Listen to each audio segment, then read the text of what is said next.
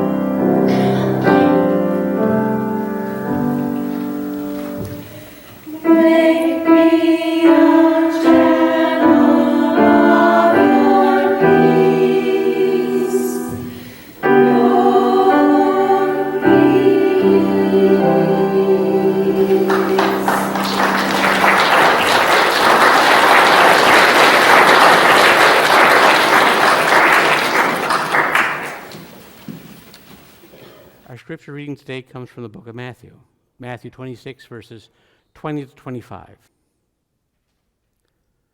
When evening came, Jesus was reclining at the table with the 12.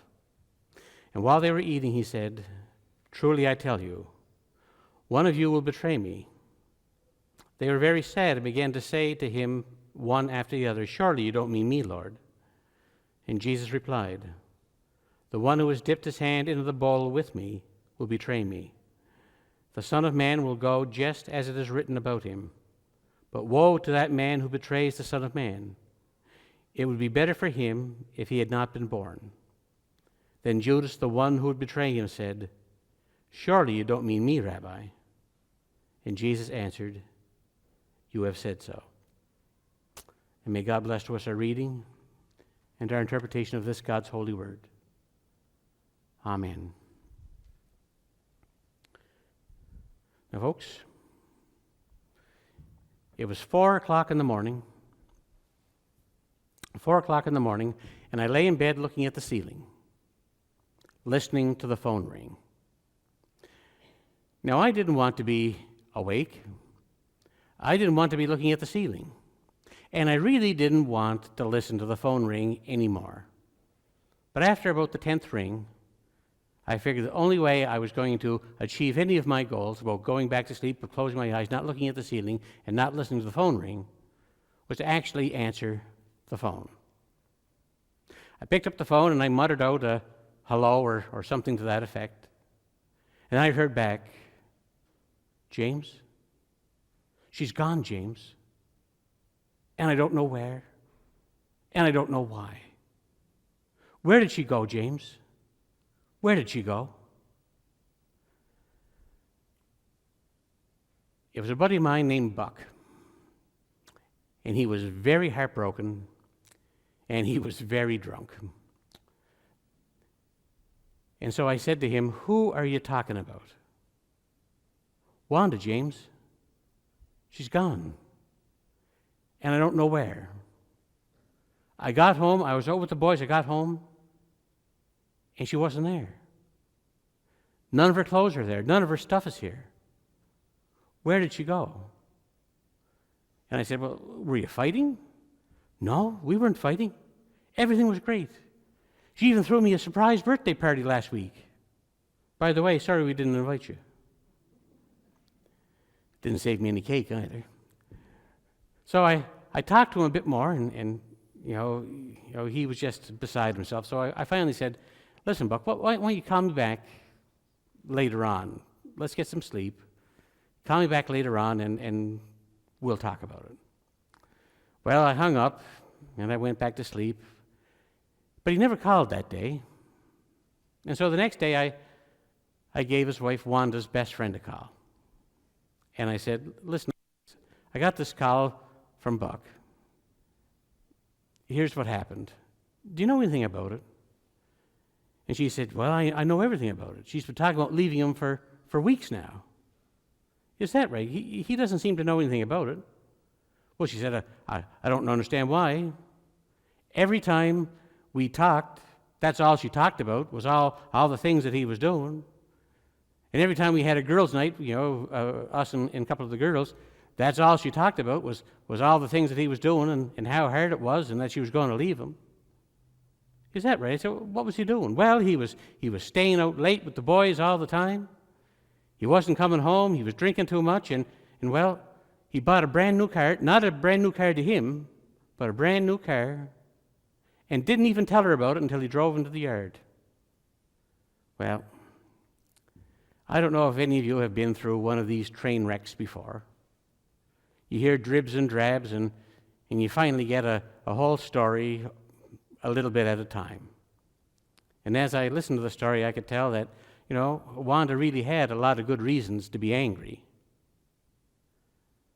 But it seems that she told everybody about everything that was going on in her life and all the things that were going wrong in her relationship, except for the one person that could actually do something about it. She told her friends, she told her family, she told her co-workers, but she never told her husband. The one person who needed to hear all these things. The one person, the only person that could probably do something about this. The one person that could change, or at least try, some of these things. She told everybody except the one person that she needed to tell. Now, folks, today we're going to continue on with our series about how to reconnect with people that you love, how to restore broken relationships. And we're doing this because relationships are the most valuable thing in the mind and the heart of God. They're at the very basis of the Ten Commandments. They're at the very basis of the Great Commandment. The reason why Jesus came to this world was to restore our relationship with God. And the reason why he went back to God at Easter time was to make sure that we could enter into a relationship with God. In fact, God himself is a relationship. We don't worship one God, we worship the triune God, Father, Son, and Holy Spirit. And they have been in relationship with one another since before the beginning of time. And when we take a look at our world, that is why the world and our universe is the way it is. Everything depending on one another. We have an ecosystem where different things depend on one another. We have atoms and electrons that flow around one another, that group together in elements. We have planets. We have a moon that revolves around our Earth. We have our Earth that revolves around our sun. We have a solar system that revolves around a galaxy. Everything in relation to one another. And we're also having this because each and every one of us has had a relationship either break or fade or die or change in nature. And when something like this happens, something precious is lost. And so for the next little bit, we're going to be talking about ways to help restore them. And we try to do it so that each sermon builds one on top of the other. Each one builds on top of this foundation so that we can, over the last little bit, that even though we started it the day after Thanksgiving, that perhaps at Christmas we'll have the tools to be able to make some changes. And in the new year, perhaps it'll be a brand new year for the people who are in our lives or the people that used to be in our lives. Now, the first week we said, be courageous and take the initiative. Someone has got to make the first step. It has to be you. Whether you are the offended person or the offender, be courageous. Take the first step. The only way to start healing anything, whether it's a broken leg, a broken heart, or a broken relationship, is to take steps to mend it. If that relationship was precious to you,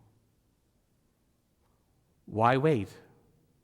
If that relationship was more precious to you than the guilt or the anger or the pride or the hurt that you're now holding on to, why don't you lay those things down and pick up the thing that was once precious and see if we can make it precious again? The second thing is be considerate of their needs.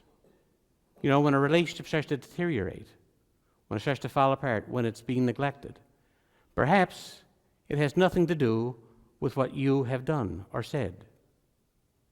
Maybe it has everything to do with something that's been happening in their lives. Maybe there's some kind of crisis or something happening in their lives that is causing them to take out their frustrations on you or to withdraw from you so they can focus on whatever it is that's bothering them. So instead of looking for your hurts and looking at your needs, consider theirs. Seek to understand before seeking to be understood. Put your own needs and wants secondary, at least for a little bit. Focus on what's happening in their lives so that perhaps some healing can begin, that you can make that connection, and then you can work from there.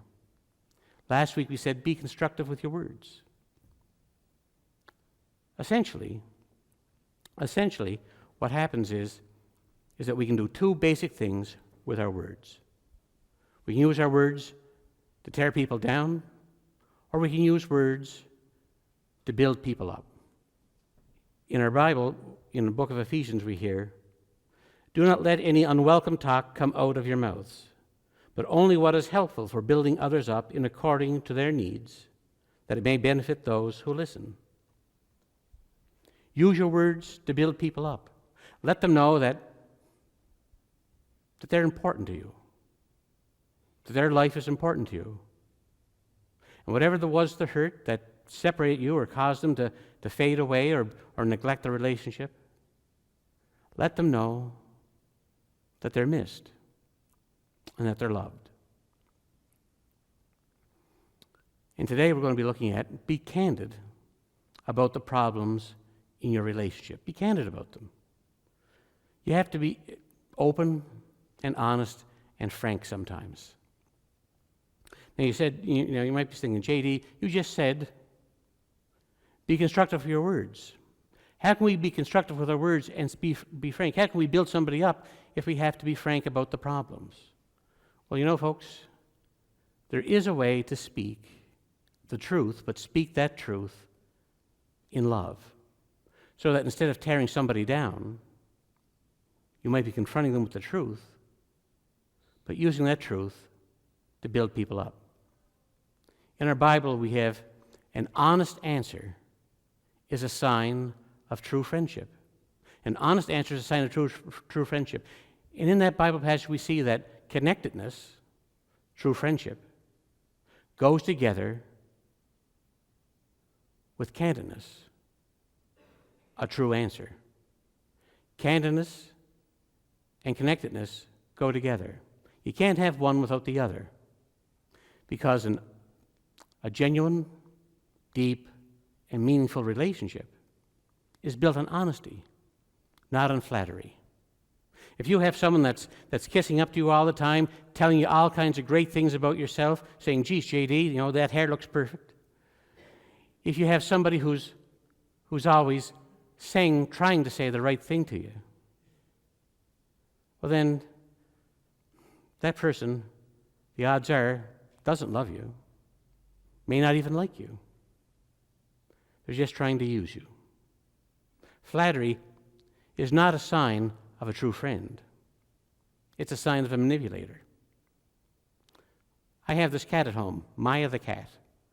For 23 and a half hours a day, I am ignored. I'm the dirty rascal. But at 8 o'clock in the morning and 8 o'clock at night, when it's time to be fed, I'm the king of the castle. Once she gets her food, then I'm back to being the dirty rascal.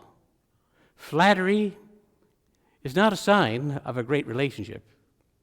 It's a sign that someone's trying to manipulate you to doing the right thing for them. Genuine relationships, genuine friendships, they're candid.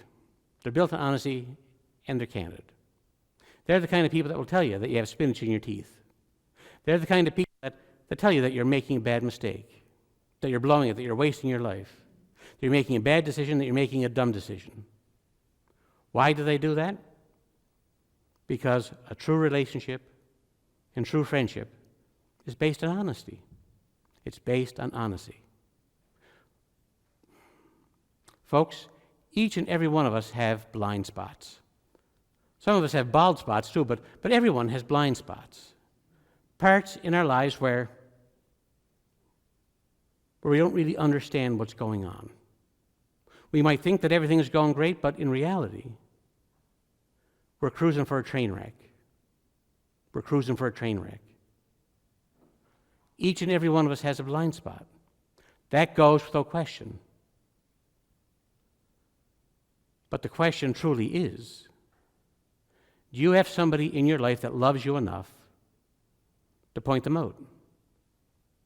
Do you have somebody in your life that cares for you enough to say, JD, you really need to get that cough looked at. I know you think it's nothing, but you're not seeing the whole picture. You need to get that looked at. Do you have somebody in your life that loves you enough to hold you accountable? To hold you accountable, point these things out, and help you grow? Because if you don't, in the immortal words of Mr. T, I pity the fool. I pity the fool that doesn't have somebody in their life that will do that. That doesn't have somebody in their life that will point out areas in your life that you can't see yourself. Hold you to account so that you can change them and that you can grow. You need to have somebody in your life like that. So I ask you, do you have somebody in your life like that? And I'll ask this. Is there somebody in your life that needs you to be that person? How can we do that? How can we speak the truth, be candid, but speak the truth in love? To use our words to lift people up, not tear them down. There's a few different ways, and the first way is compliment in public, correct in private.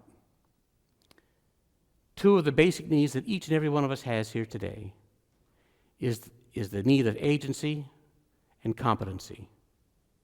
Competency is each and every one of us needs to feel that we're good at something. That we're good at something.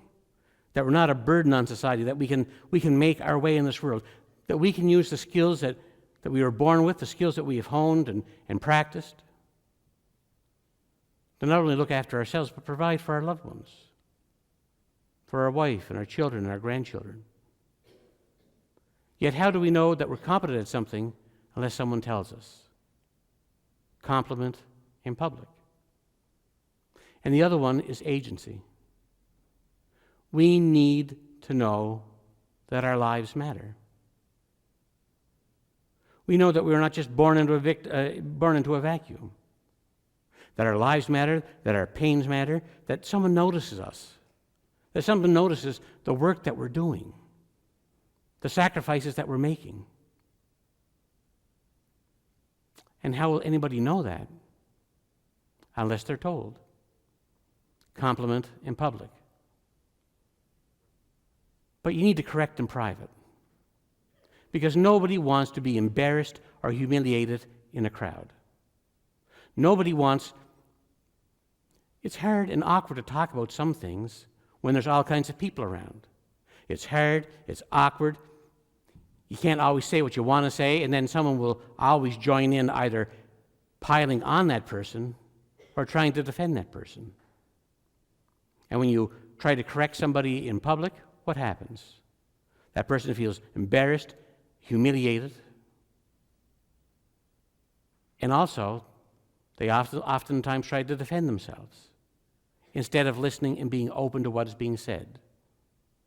So correct in private, where that person won't be embarrassed or humiliated, and where they don't feel the need to defend themselves, at least not as much anyway, so that perhaps they'll be more open to what you have to say. Compliment in public, correct in private. When you're talking to your child, compliment in public, correct in private. When you're talking to your spouse, compliment in public, correct in private. When you're talking to a friend, a neighbor, a coworker, compliment in public, correct in private. The second, correct when they're up, not when they're down. Folks, when I get up in the morning, I'm ready to go. I'm rested. I have my breakfast. I'm washed. I'm dressed, and I'm ready for the day. I feel I can do anything. But there are times when I'm worn out, and I can't handle anything then. I'm tired. I'm hungry. I'm worn out from the stresses of the day, and I can't handle anything. When I was in Tabasantac, there were some Sundays that I'd have to drive over 300 kilometers and preach 5 times. Tabasantac, Burn Church, Millbank, Miscou, and then in the evening, a nursing home service. I think Ruth came with me one time and then said that was enough. But what she used to do was she would go out and she'd stand by the road with a bagged lunch, and when I would drive by, she'd stick it in the window. Sometimes I'd even slow down. And so I'd have something to eat on my way. And I'll tell you, when I came back from that, there's nothing, I couldn't handle anything. All I ever wanted to do was just sit in the chair and fall asleep in front of the TV. I would cry over spilt milk if that happened when I came home from those trips. And so Ruth never would lay anything out on me when I got home from those trips. Now, Monday morning was a different score. Then there was all kinds of things that needed to be said.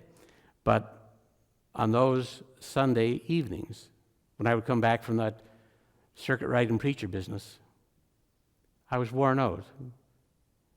And she would correct me when I was up, not when I was down. And then finally, never offer correction until you've proven to be open to it yourself. A relationship is not a boss and a lackey. A relationship is when there's give and take on both sides.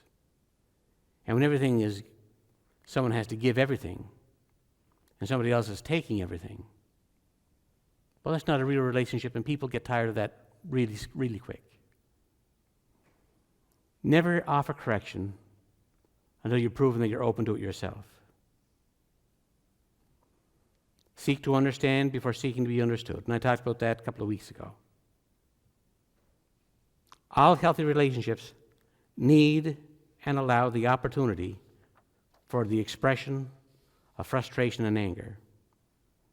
You know, sometimes anger is a good thing in a relationship. Out of control anger is bad, but anger is sometimes the only legitimate response to a relationship where there's love. If there are some things that you don't get angry over, it just means one thing: that you don't care enough and you don't love enough. Sometimes anger is the only response to love. If you see someone destroying their life, anger is the only legitimate response. When you see your child making all the same mistakes that you made when you were their age, anger is a very legitimate response. The important thing is how we channel or express that anger. That's the key. The problem today is that people are scared to death of anger. We run from it. And as a result, we're always pushing aside issues. There's always sweeping under the rug or the carpet. We're afraid of anger, so we just push it aside. We don't deal with it. We spend all our life going around and around and around, skating the issue. And maybe you make little sarcastic remarks about it, or hints, or little jokes and wisecracks. But you never really candidly deal with the issue. Some of us have been 10, 15, 20 years or more, and still dealing with the same issue that really should have been tackled many years earlier. But we're still dealing with them today because we refuse to be candid about them. We skirt the issue. We won't face the music and deal with it. Whether it's a marriage, a family relationship, a friendship, a working relationship, unless we admit that there is actually an elephant in the room. That elephant will continue to be in that room, walking around and destroying our furniture and stinking up the place. You have to be candid about your problems, and I'll be honest with you. It's not fun. It's messy. In fact, it can be painful. You have to hear some things that you don't want to hear. You have to say some things that you probably don't feel like saying. But you have to say those things. You have to stay there in the pain, and maybe even the noise, and maybe even the hurt. But you have to stay there to repair that relationship. You fix the problem rather than fixing the blame. How do we do that? Well, I'll just give you an example. Let's say a husband is repeatedly late for dinner. And I don't know where I came up with this example. Let's just say a husband is repeatedly late for dinner. Totally fictitious. No husband I've ever met has ever done this. Repeatedly late for dinner, and he seems totally indifferent about punctuality. He permits any little thing to delay him. And when he arrives late for the fourth or fifth day in a row, his wife says in an accusing tone, "You're late again. Look at the supper, it's cold. I went to a lot of hard work, and you spoiled it." She attacks. What's the natural response when you're attacked? Attack back. So his response is to justify his lateness, to attack her for not being understanding, for placing too much importance on a dinner, and it just created an adversarial relationship. These two people who are supposed to love each other are actually acting like enemies. So here's an alternative. At the right time, remember, correct when you're up, not when you're down. At the right time, the wife can say something like this: "When I prepare a nice supper and it's left to get cold, I feel unappreciated. I know you must have good reasons for being late, but they don't really matter to me because I feel like my work is now unimportant to you." Notice she doesn't make any accusatory statements. You did this or you did that. They're all I statements. I feel this way. I'm unappreciated. This is how I feel. But what if the guy brushes her feelings aside and says, "Well, you shouldn't feel that way. Well, then she has another opportunity to make her point.